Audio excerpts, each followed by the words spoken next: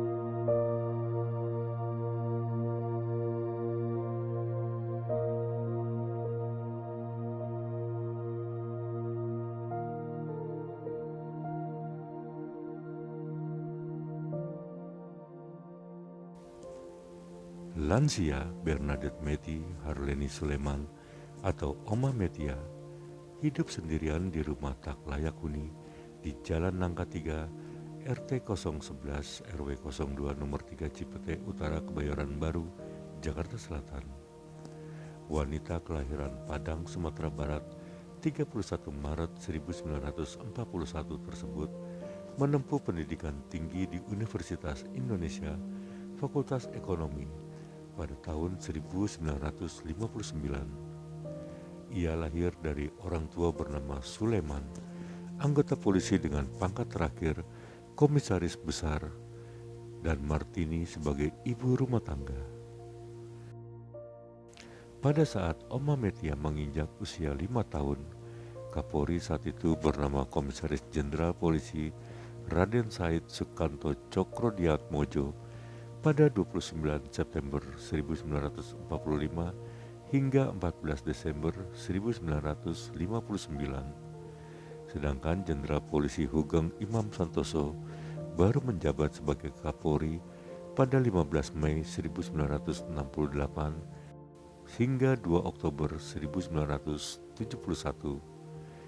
Sebelum menetap di Jakarta, ia kerap ikut ayahnya dinas ke luar kota, mulai dari Medan, Sumatera Utara, hingga Kupang, Nusa Tenggara Timur. Oma Metia juga merupakan alumnus SMA Negeri 6 Jakarta, lalu kuliah di UI. Oma Metia bersama orang tua serta kakak dan adiknya sempat tinggal bersama di rumah yang berada di sudut jalan Nangka 3 tersebut. Ia tak ingat kapan awal tinggal di rumah tersebut.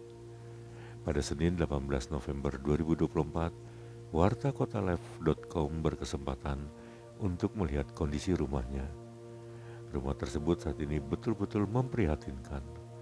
Terlihat dari depan rumah, kondisi pekarangannya tak terurus. Di halaman rumahnya ada pohon pisang dan pepaya. Tampak rumah sudah tua dan tak terawat, bahkan nyaris hancur. Dinding rumahnya juga sudah banyak yang retak. Banyak tumpukan buku-buku dan dokumen lainnya yang berdebu. Lantai rumahnya pun kusam berselimut debu. Atap rumah banyak yang berlubang dan bocor, baik di luar maupun di dalam. Suasana rumahnya gelap dan pengap. Karena atapnya sudah bocor, beberapa ember diletakkan di ruang tamu untuk menampung air hujan. Rumah kumuh itu bisa dibilang tanpa air bersih, lantaran memanfaatkan air hujan untuk mandi ataupun buang air. Tampak perabotan rumah pun tak lagi ditata dengan rapi. Sejumlah kamar di dalam rumah juga banyak sampah. Kamar mandinya bahkan sudah tak jelas wujudnya. Terlihat pembangunan rumah yang sedang dibangun di samping rumah tuanya. Namun pembangunannya dihentikan di tengah jalan atas kemauan Oma Metia. Rumah yang sedang dibangun itu sebenarnya bertujuan agar sang Oma dapat tinggal sementara.